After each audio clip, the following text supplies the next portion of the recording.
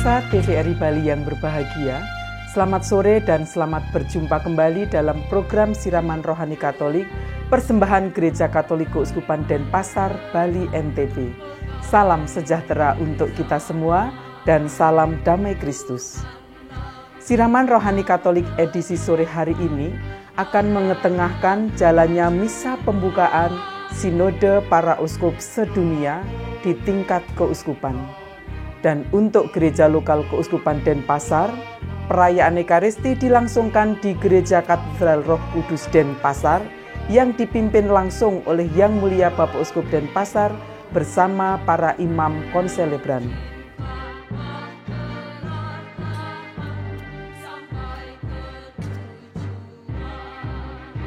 Perayaan Ekaristi diselenggarakan di Gereja Katedral Roh Kudus Denpasar pada Minggu 17 Oktober 2021. Seperti apa jalannya misa pembukaan ini, kita akan saksikan bersama-sama dan juga kita akan menyaksikan penuturan dari Romo Herman Yosef Bebi selaku narahubung antara Gereja Lokal Keuskupan Denpasar dengan Konferensi Wali Gereja Indonesia. Selamat menyaksikan.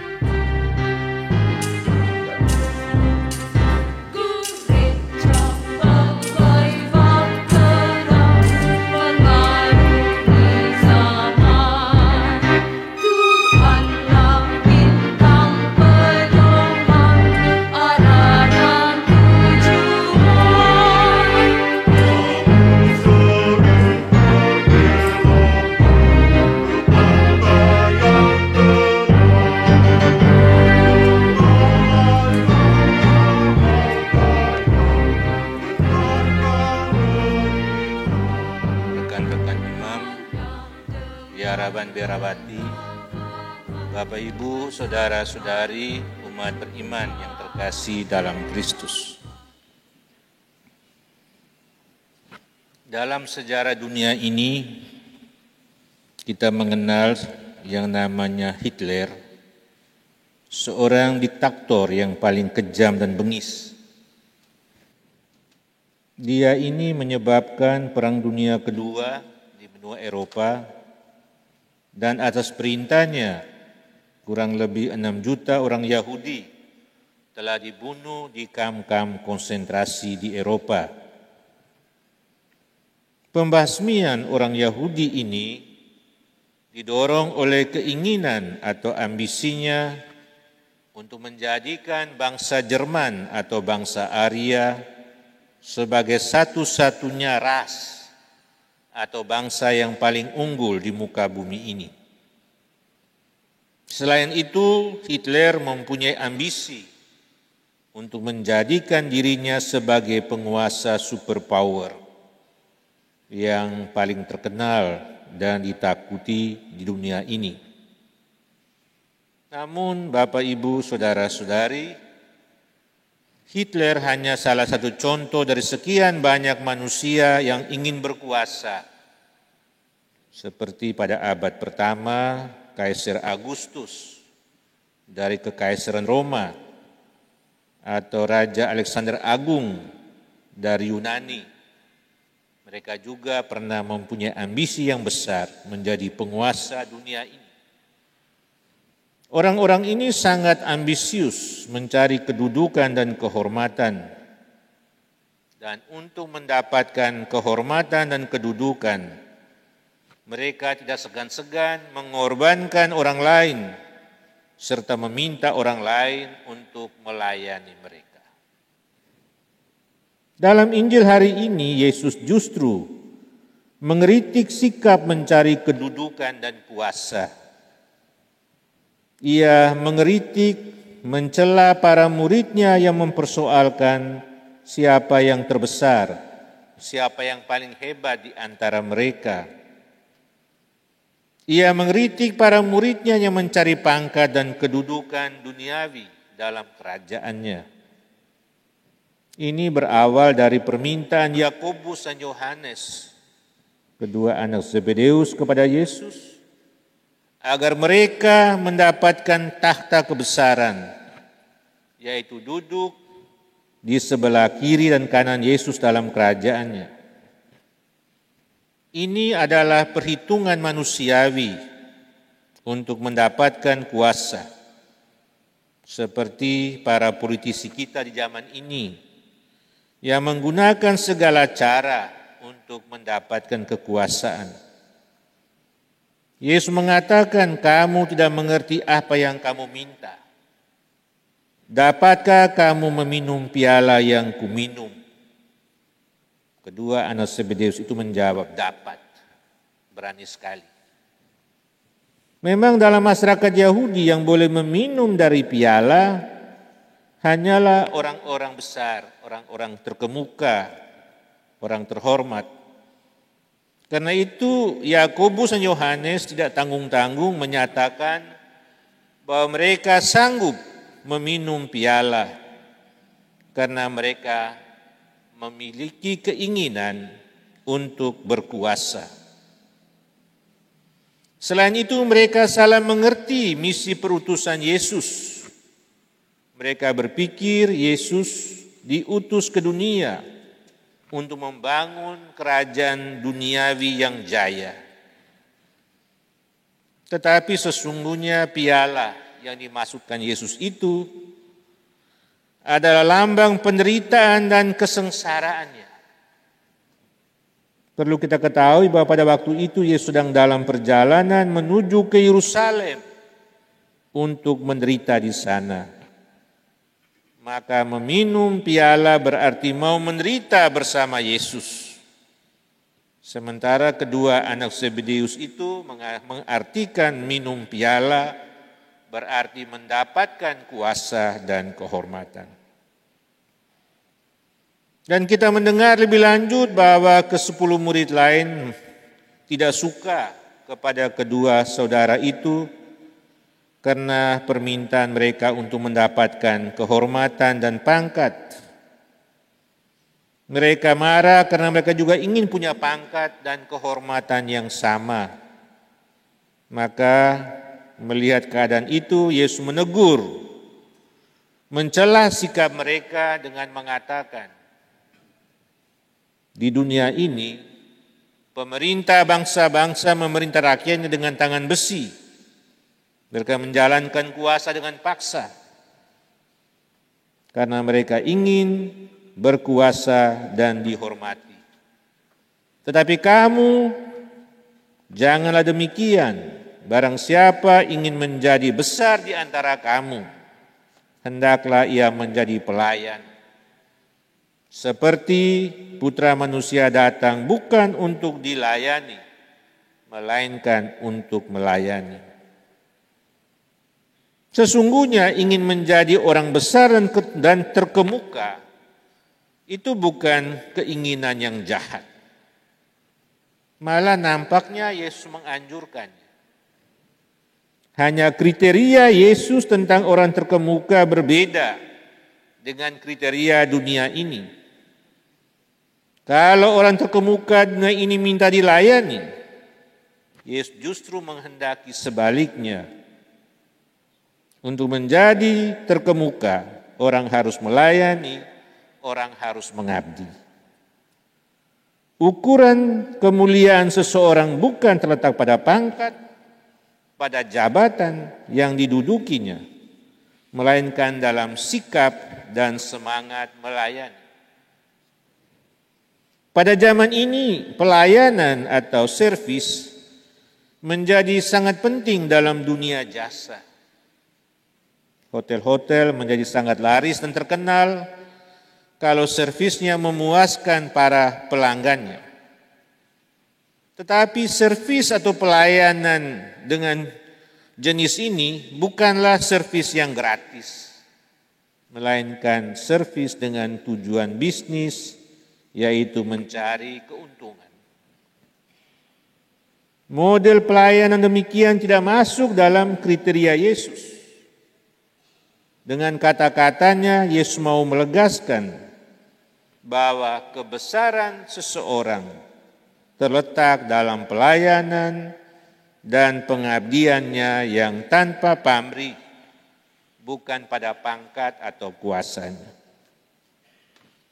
Rekan-rekan imam, biarawan-biarawati, Bapak Ibu, saudara-saudari yang terkasih di dalam Kristus.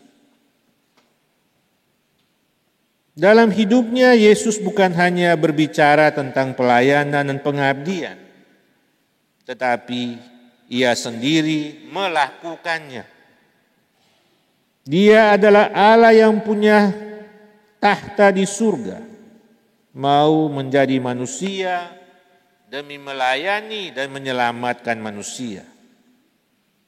Dia yang adalah Tuhan dan Guru, tidak segan-segan mencuci kaki para rasulnya. Dan Dia yang adalah Raja dari segala raja, telah berbaring di atas kayu salib, menerima kematiannya itu. Ia tidak segan menderita di salib demi menyelamatkan umat manusia. Itulah yang kita dengarkan juga dalam bacaan pertama dan bacaan kedua. Baik sebagai hamba Yahweh yang menderita, maupun sebagai imam agung, Yesus melayani. Yesus mengabdi manusia dengan mengorbankan hidupnya. Ia memikul dosa dan kejahatan kita. Ia merasakan kelemahan-kelemahan kita, hanya Dia tidak berdosa. Ini semua adalah perbuatan pelayanan dari Yesus, karena memang Ia datang bukan untuk dilayani, melainkan untuk melayani. Dan karena pelayanan yang tanpa batas, tanpa pamrih, Dia dimuliakan. Bagi Yesus kebesaran seseorang nampak dalam pelayanan dan pengabdian. Itulah yang dinamakan pengorbanan. Melayani dan mengabdi dengan penuh pengorbanan, itulah ukuran Yesus untuk menjadi besar dan terkemuka. Pelayanan seperti ini beda dengan pelayanan seorang pedagang, seorang pengusaha, seorang dokter, seorang ahli hukum, yang sering memperhitungkan untung dan rugi. Rekan-rekan imam, biarawan-biarawati, Bapak Ibu, saudara-saudari, umat beriman yang terkasih dalam Kristus. Dalam masa pembangunan ini, pesan Tuhan dalam Injil hari ini menjadi sangat aktual. Pada masa ini dibutuhkan orang-orang yang bermental pelayan dan pengabdian. Seorang bermental pelayan dan pengabdi, bukan orang yang bermental tuan dan mandor. Yesus meminta kita, para pengikutnya, untuk melayani tanpa pamrih, seperti yang telah dilakukannya di Palestina ketika Ia melayani orang kusta, lumpuh, sakit, buta, dan miskin. Malah Ia merelakan hidupnya untuk melayani kita para pendosa. Pelayanan tanpa pamrih kiranya kita jadikan sebagai teladan dalam hidup berkeluarga, berkomunitas, bergereja, berparoki, dan bermasyarakat. Untuk itu kita perlu mengenyahkan sikap mementingkan diri sendiri dan mencari keuntungan pribadi. Sebab pelayanan tanpa pamrih memang menuntut pengorbanan. Pengorbanan diri, tenaga, dan waktu. Pada hari Minggu ini, Minggu ke-29 masa biasa, kita merayakan Ekaristi dengan tema khusus, yaitu pembukaan Sinode para Uskup Sedunia yang berlangsung 3 tahun, 2001 sampai 2003. Kita memulainya di keuskupan-keuskupan sebelum akhirnya berpuncak di Roma di tahun 2023. Dan sinode ini sudah dibuka di Roma pada minggu yang lalu, yang dipimpin langsung oleh Sri Paus. Maka pantas kita berdoa memohon kepada Tuhan di dalam perayaan ini agar sinode para uskup yang direncanakan ini dapat berjalan dengan baik dan membawa hasil yang baik bagi karya-karya pastoral gereja, baik gereja universal maupun gereja-gereja lokal di seluruh dunia, termasuk gereja lokal Keuskupan Denpasar. Kiranya kita umat Katolik dapat menjadi gereja sinodal, artinya gereja yang berjalan bersama untuk menghayati persekutuan, untuk mewujudkan partisipasi yang lebih besar di dalam karya pelayanan gereja dan membuka diri untuk melaksanakan misi perutusan. Untuk itu sebagai anggota gereja kita semua harus sanggup menjadi pelayan dan pengabdi seperti yang dikehendaki oleh Yesus.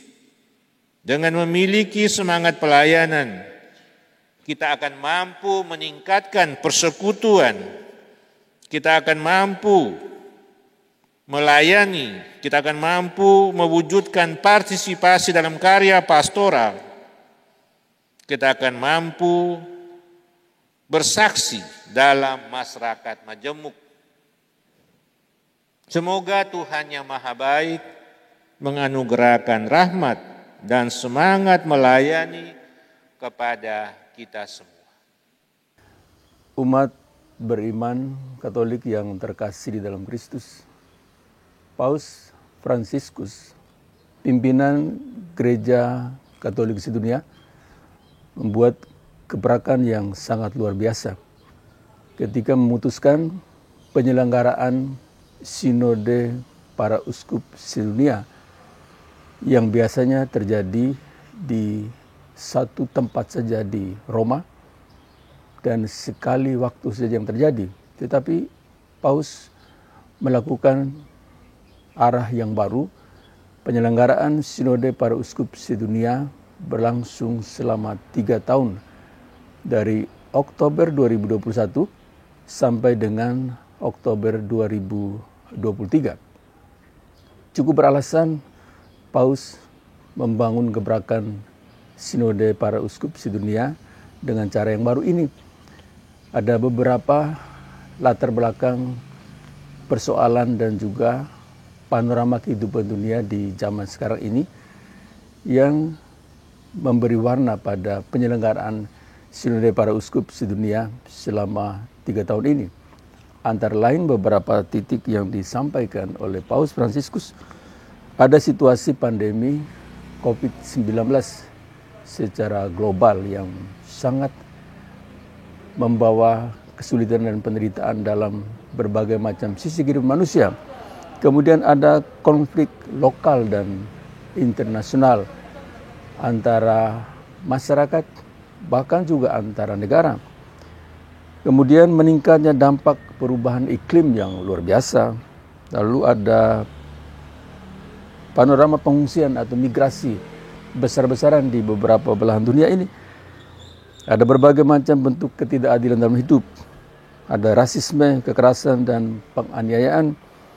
Juga penderitaan anak-anak di bawah umur karena pelecehan seksual, penyalahgunaan kekuasaan, dan kesenjangan atau ketimpangan ekonomi yang kemudian menjadikan arah dan perjalanan Sinode para Uskup sedunia ini untuk memperbincangkan itu, mulai dari tingkat umat beriman di gereja lokal keuskupan sedunia sampai berpuncak di Roma pada bulan Oktober 2023.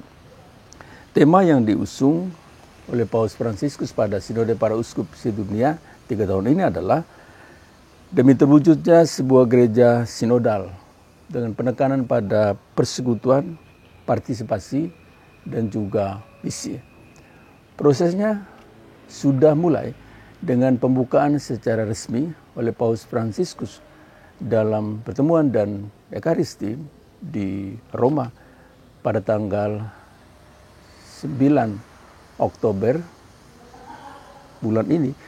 Kemudian di setiap keuskupan di seluruh dunia menyelenggarakannya pada tanggal 17 Oktober bulan ini, diikuti dengan di setiap paroki. Dan kemudian akan mulai terjadi pembahasan di tingkat keuskupan, penyelenggaraan dalam bentuk seminar, diskusi baik secara offline maupun juga secara daring, dengan melibatkan berbagai macam unsur, mulai dari anak-anak, orang muda, kaum perempuan, para petugas pastoral di paroki, kemudian di dekanat, kemudian di keuskupan, di dewan imam, dewan kare pastoral keuskupan, setiap keuskupan, sampai pada tahapan di mana setiap keuskupan diberikan 8 pertanyaan untuk dibahas, didiskusikan, juga dengan melibatkan mereka yang beriman lain, baik dari gereja-gereja Kristen lainnya maupun juga dari agama-agama tertentu, untuk sama-sama membahas bagaimana kita menerjemahkan situasi sulit ini dalam berbagai macam keputusan atau kebijakan yang kemudian akan dirangkum, dikirim ke Konferensi Wali Gereja Indonesia, kemudian akan diteruskan sampai di tingkat Roma, lalu menjadi bahan atau arahan atau masukan atau inspirasi dari umat beriman Katolik seluruh dunia, menjadi catatan pijak dalam penyelenggaraan puncak Sinode para Uskup sedunia pada Oktober 2023. Saya selaku narhubung yang ditugaskan Bapak Uskup Denpasar untuk mensukseskan karya Sinode para Uskup sedunia di tingkat Keuskupan Denpasar, mengajak rekan-rekan imam, biara-biarawati, para fungsionaris pastoral yang ada di seluruh Keuskupan Denpasar ini, juga umat beriman yang ada di gereja lokal Keuskupan Denpasar, mari kita bersama-sama ambil bagian dalam seluruh tahapan dan juga proses Sinode para Uskup sedunia, mulai dari tempat kita, di paroki kita, di dekanat, di keuskupan, demi suksesnya apa yang menjadi harapan dan juga apa yang menjadi cita-cita dari pimpinan Gereja Katolik sedunia, Sri Paus Fransiskus. Selamat menyelenggarakan Sinode para Uskup sedunia di tingkat Keuskupan Denpasar. Pemirsa yang berbahagia, kita bersama-sama telah menyaksikan jalannya misa pembukaan Sinode para Uskup sedunia dan juga penuturan terkait Sinode para Uskup sedunia ini oleh Romo Hirman Yosebebi. Tuhan memberkati kita semua.